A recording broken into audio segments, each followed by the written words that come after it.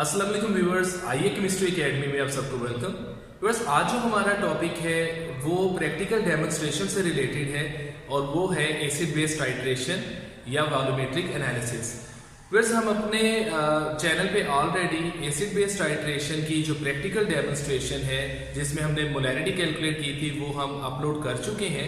उस वीडियो का लिंक इस वीडियो के डिस्क्रिप्शन में मौजूद है, वहाँ से वॉच कर सकते हैं कि हम एसिड बेस टाइट्रेशन को किस तरह से प्रैक्टिकली परफॉर्म कर सकते हैं। पर हमारी इन वीडियोस का पर्पस ये है कि हम ये देखें कि एसिड बेस टाइट्रेशन करवाने के बाद हम उससे कितनी टाइप की कैलकुलेशंस जो हैं वो करवा सकते हैं और उनको किस तरह से सोल्व कर सकते हैं। आज हम देखेंगे कि हम किस तरह से number of water of crystallisation find out कर सकते हैं in oxalic acid by volumetric analysis. तो व्यूअर्स, चलिए इसको स्टार्ट करते हैं।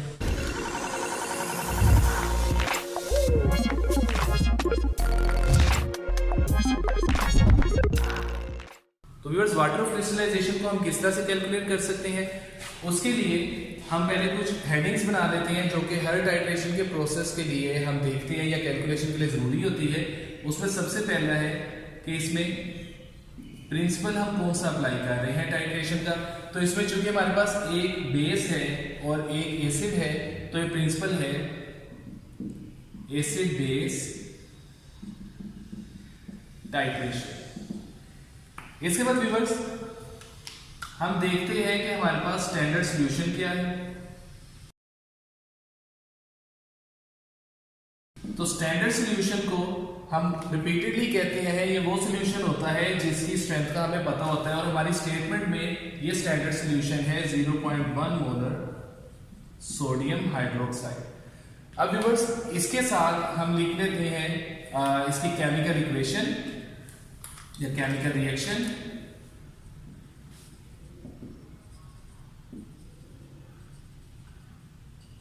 केमिकल इक्वेशन में व्यूअर्स ये हमारे पास है ऑक्सैलिक एसिड और साथ में उसके हैं X वाटर मॉलिक्यूल्स। इसको हम रिएक्ट करवा रहे हैं 2 मोल्स ऑफ सोडियम हाइड्रोक्साइड से और प्रोडक्ट हमारे पास यहां पे बनेगी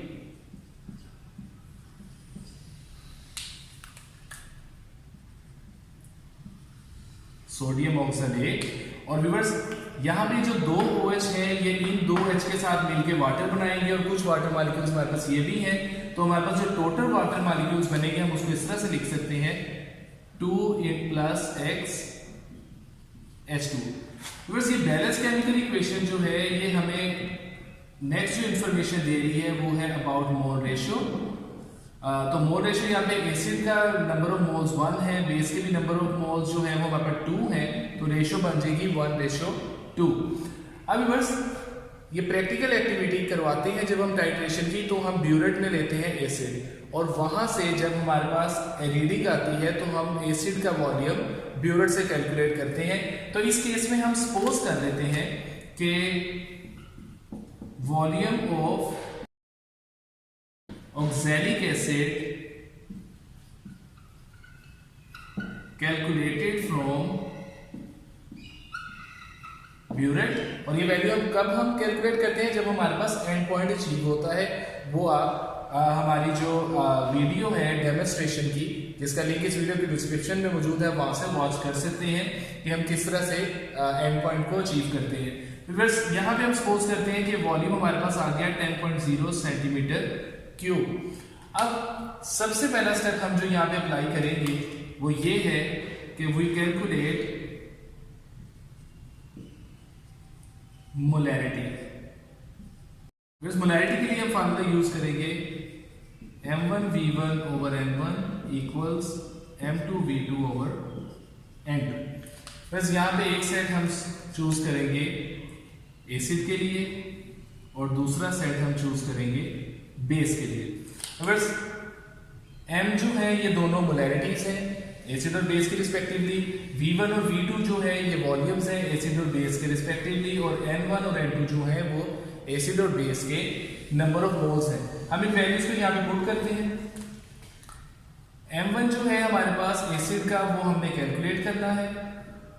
V1 एसिड का अभी हमने यहाँ पे लिखा 10, नंबर ऑफ मोल्स एसिड के हमारे पास है 1, इसके बाद व्यूअर्स M2 जो बेस का है स्टैंडर्ड सॉल्यूशन दैट इज 0.1, और इस कैलकुलेशन को परफॉर्म करने के लिए प्रैक्टिकल डेमोन्स्ट्रेशन में जो हम बेस का वॉल्यूम यूज करते हैं बायरिंग फ्लास्क में, वो भी हम लेते हैं 10। तो वो हमारे पास यहाँ पे हम लिखेंगे इसको 10, और नंबर ऑफ मोल जो बेस के बैलेंस इक्वेशन से हमें पता लग रहे हैं वो है 2। अगर इसको फर्दर सोल्व करेंगे, अरेंज करेंगे, तो हमारे पास आएगा M1 equals 0.1 into 10 divided by 2 into 1 over 10 and that is 0.05 m। तो व्यूअर्स ये हमारे पास आ गया molarity of oxalic acid that is 0.05 m। अब व्यूअर्स हम फाइंड करेंगे ऑक्सैलिक एसिड की अमाउंट पर डेसीमीटर क्यूब, और viewers amount per decimetre cube को कैलकुलेट करने का हमारे पास जो फार्मूला होता है वो है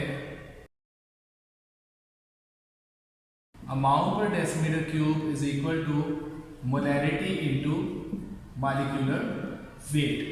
अब viewers amount per decimetre cube हम यहाँ पे लिख चुके हैं in case of oxalic acid that is 6.3 gram per decimetre cube, तो इसको हम लिखते हैं 6.3, और मोलैरिटी हमने अभी कैलकुलेट की 0.05, और मॉलिक्यूलर वेट जो है ये हम यहाँ पे इसको भी पुट करते हैं। तो फिर ये हमारे पास इस तरह से आएगा 6.3 divided by 0.05 is equal to molecular weight. तो व्यूअर्स मॉलिक्यूलर वेट जो हमारे पास आ जाएगा of H2C2O4.XH2O that is 126, ये हमारे पास इसका जवाब आ गया। हमने निकालनी है x की वैल्यू, तो इसके लिए व्यूअर्स हम इस तरह कह सकते हैं कि H2C2O4.XH2O that is equal to 126। तो व्यूअर्स इनमें हम इनके एटॉमिक मैसेज पुट करते हैं। हाइड्रोजन का हो जाएगा 1 एटॉमिक मैस, 2 एटम है, प्लस कार्बन का एटॉमिक मैस हो जाएगा 2 into 12, और ऑक्सीजन के लिए हम लिखेंगे 4 into 16, और viewers x into 18 is equal to 126। फिर इसको फर्दर सोल्व करेंगे तो हमारे पास आ जाएगा ये वाला portion 90 plus 18x is equal to 126, 18x is equal to 126 minus 90, और व्यूअर्स जो हमारे पास x है वो आ जाएगा, इसको माइनस करेंगे तो आएगा 36 डिवाइडेड बाय 18, और x इज इक्वल टू 2। तो इससे हमें पता लगा number of water of crystallization in oxalic acid is 2। तो व्यूअर्स इस कैलकुलेशन के थ्रू हम वाटर ऑफ क्रिस्टलाइजेशन किसी भी कंपाउंड में वॉल्यूमेट्रिक एनालिसिस की मदद से कैलकुलेट कर सकते हैं। आई होप कि आपको लेक्चर समझ आ गया होगा। फिर भी अगर कोई क्वेश्चन या कंफ्यूजन हो तो आप हमें ऑनलाइन कमेंट्स में पूछ सकते हैं। आप हमारी वीडियोस को ज़्यादा से ज़्यादा वॉच, लाइक एंड शेयर कीजिए, और हमारे चैनल आईए केमिस्ट्री अकेडमी को ज़रूर सब्सक्राइब करें ताकि हम इसी तरह ही नए नए लेक्चर्स और वीडियोस के साथ आपके सामने हाजिर होते रहे। अल्लाह हाफिज़।